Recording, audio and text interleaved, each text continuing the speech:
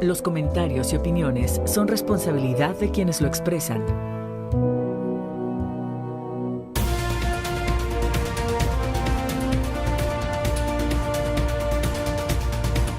Bienvenidos al espacio de la entrevista. Este es el tema del cual hoy estaremos platicándole. El bien y el mal son una encrucijada que invita irremediablemente a la reflexión. En este sentido, el recorrido histórico de la maldad implica la referencia a la bondad. No son opuestos, sino complementarios. Su vértice de coincidencia es el hombre. Este saber profundo del ser humano, ambigüedad inherente, ha sido fuente de análisis y también de constelación de encuentro entre diversas disciplinas. La teología, la filosofía, las artes y por supuesto también la literatura, donde se desencantan las creencias, las experiencias y los conocimientos humanos. Las palabras entrañan estos mismos saberes.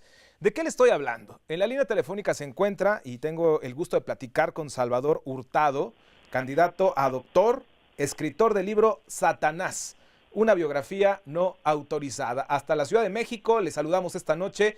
Bienvenido al espacio de la entrevista, Salvador. ¿Cómo está? Muchísimas gracias, Ángel. Pues muy honrado de que me hayan visitado telefónicamente y me permitas estar con ustedes. Al contrario, el gusto es nuestro. Y entremos en contexto, porque muchas veces el tiempo es corto y es muy breve. La figura de Satanás, Salvador, está presente en las obras artísticas, en la política, en la idiosincrasia, pero es sorprendente la poca información que existe acerca de este milenario personaje. En la óptica del autor, Salvador, y tras una profunda investigación, ¿me podría usted decir quién es Satanás y por qué se escribe este libro, la biografía no autorizada? Imagínese si se la autoriza, ¿no? Bueno, es no autorizada porque obviamente si se aparece para autorizármela me da un infarto, pero también porque yo no soy sacerdote, entonces no es una visión confesional como tal. Digo, yo soy católico, entonces hay una óptica católica, porque México es un país católico, pero en realidad yo no me meto mucho en eso. A mí lo que me interesa es, como bien dices, cómo se ha simbolizado el mal a través de la historia, Claro. cómo se ha desarrollado la idea del mal y cómo de repente aparece un Satanás. Fíjate que hay algo muy curioso, Ángel. Tenemos casi 40,000 años desde los vestigios más antiguos Sí. de ritos religiosos. Hemos encontrado tumbas neandertales que datan de 35,000, 40,000 años. Entonces sabemos que al menos desde entonces hay una religión. Sin embargo, eran religiones dualistas. Curiosamente, los primeros demonios, como los llamaríamos ahora, Sí. aparecen apenas en Sumeria, hace unos 7,000 años. Es decir, son muy recientes comparados con los 40,000 años de religión que hay.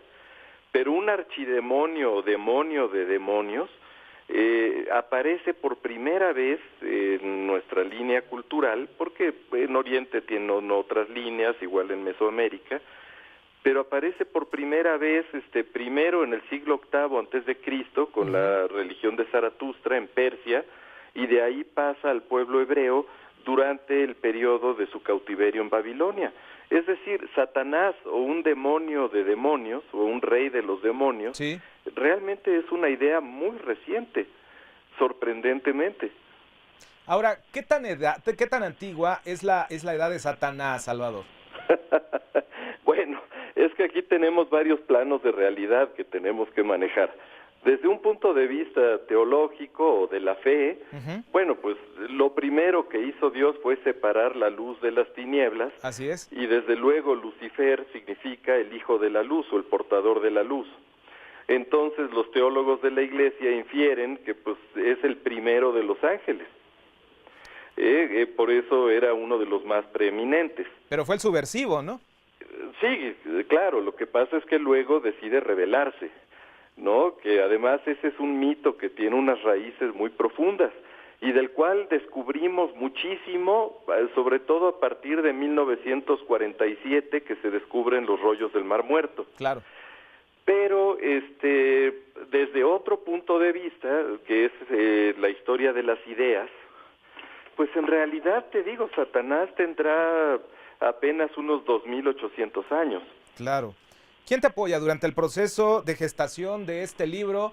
Hemos estado viendo finalmente de manera electrónica el libro que se nos ha enviado y finalmente tienen muchas participaciones, muchos hombres que han dedicado su vida en el estudio, pero también en el combate de las fuerzas oscuras. Claro, sí, sí, sí. Bueno, lo que pasa es que, como me decía un querido amigo periodista en una entrevista que me hizo favor de hacerme, me dice, bueno, hablar del diablo como tal, pues es un tanto literario, un poquito folclórico, es un poquito hablar de literatura. Sin embargo, hablar del mal, bueno, ahí estamos ya hablando de un tema filosófico, de una profundidad verdaderamente extraordinaria. Entonces, en ese sentido, bueno, la conciencia del mal viene desde que el hombre es hombre. De hecho, es el nacimiento del pensamiento abstracto prácticamente va de la mano con una conciencia entre el bien y el mal. Y mira que no estoy refiriéndome al Génesis nada más, estoy citando a Claude Lévi-Strauss, el gran antropólogo francés, y a Margaret Murray. Bien, ahora el libro entonces, Salvador, surge como una respuesta a lo académico o como una respuesta al sentido teológico de las cosas. Pues mira, básicamente nace de una inquietud personal. Mientras hacía mi doctorado en letras en la Universidad Iberoamericana, que todavía no termino, pero soy candidato a doctor y sí, ya con una tesis basada en este tema, espero ya en un par de meses poder llamarme doctor. Pues mira, lo que sucede es esto, que curiosamente si uno quiere hacer una gran investigación sobre Hades, el dios del inframundo griego, sí, o Plutón, o Proserpina, o Perséfone, no hay ningún problema. O si uno quiere estudiar a Mictlantecutli, Mictlantecíhuatl, o a Tezcatlipoca, no hay ningún problema, finalmente es mitología. El problema es cuando fuera del ámbito de la teología y dentro del ámbito de las letras y de la historia del pensamiento, de repente queremos estudiar a Satanás, porque ahí sí pegan el grito en el cielo. No, pero ¿cómo? Si es una cosa supersticiosa, medieval, nosotros somos científicos modernos, ¿no? Están haciendo apología del mal, ¿no? Sí, o estás hablando de algo así como una superstición medieval que ya no tiene cabida en este mundo, cuando en realidad te lo encuentras a cada paso. Si pones a los Rolling Stones, oye Sympathy for the Devil, si pones a Goethe, bueno, te pones a leer a Goethe, te encuentras el Fausto con Mefistófeles. Si pones la ópera de Gounod, Fausto, pues ahí está también. Si juegas videojuegos, pues te aparecen en Diablo, Resident Evil, Silent Hill. Bueno, básicamente hagas lo que hagas, te va a aparecer. Es decir, ha ido traspasando las fronteras y ha ido traspasando el tiempo, ¿no? Sí, es un símbolo de nuestra mitología, de nuestra cultura. Y ya sea que uno sea creyente o no, en realidad eso no importa. Como símbolo cultural, bueno, tiene una presencia y una importancia. Bueno, tan importante es que los ayatolas en Irán le llaman a Estados Unidos el Gran Satán. Así es. Y Estados Unidos le llama a Norcorea, Irán y demás el eje del mal o el imperio del mal. Salvador, ¿cuándo data o qué tiempo tiene finalmente que el ser humano se da cuenta de la existencia del mal? Porque finalmente, bueno, nos damos cuenta o esta historia entre el bien y el mal, pues finalmente inicia cuando la serpiente le da la manzana a Eva y entonces le da conocimiento de sí mismo, es decir, quizá despierta en sí una conciencia. ¿Es ahí donde se desencadena todo o finalmente bueno, es nada más la apertura del telón? Ángel, hacerte una pequeñísima puntualización. Sí, claro. Jamás se habla de una manzana en el Génesis.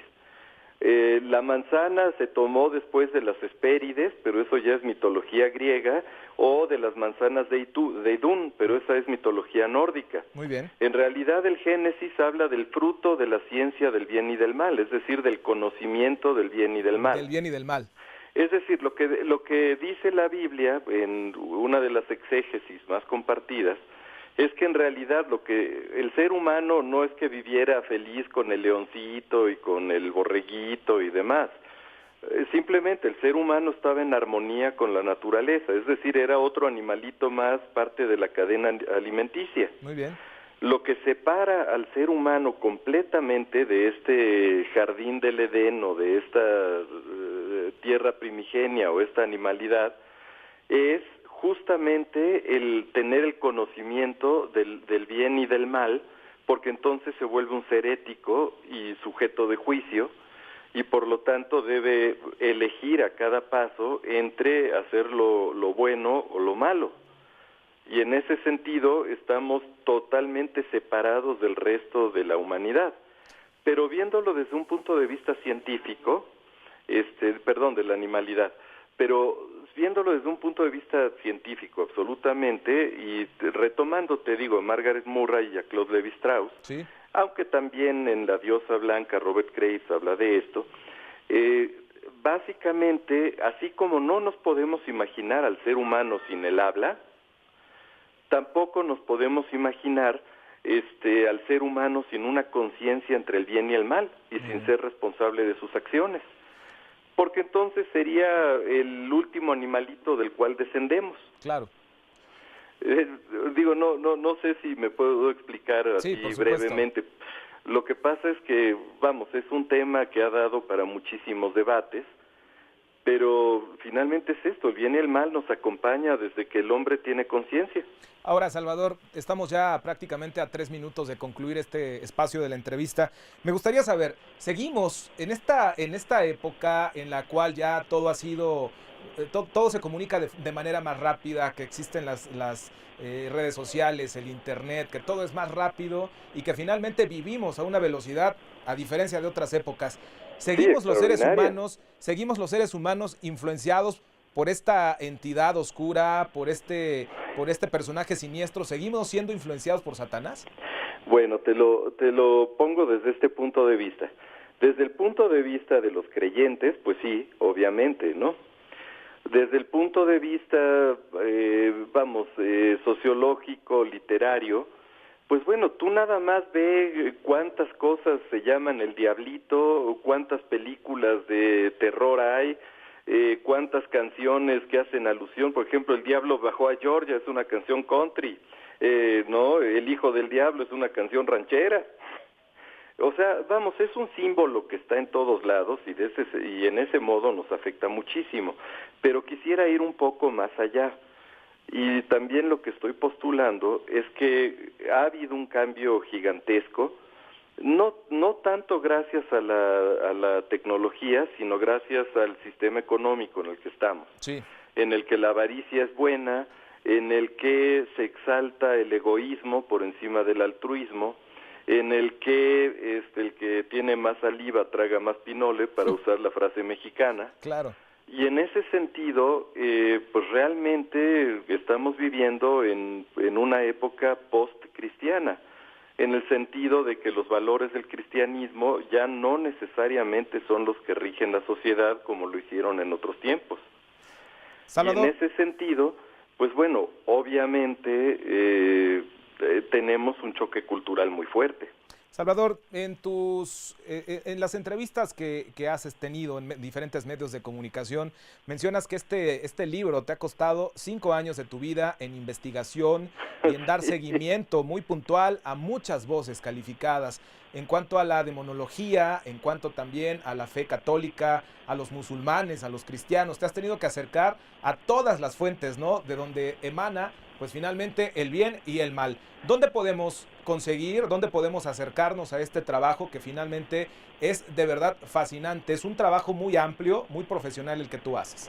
Mire, en este momento está en todas las librerías El Sótano y están en las librerías El Péndulo y demás, pero tengo entendido que están en Puebla, están en el Distrito Federal, están en Jalisco, en Guanajuato, en diferentes entidades, pero no ha llegado a Veracruz.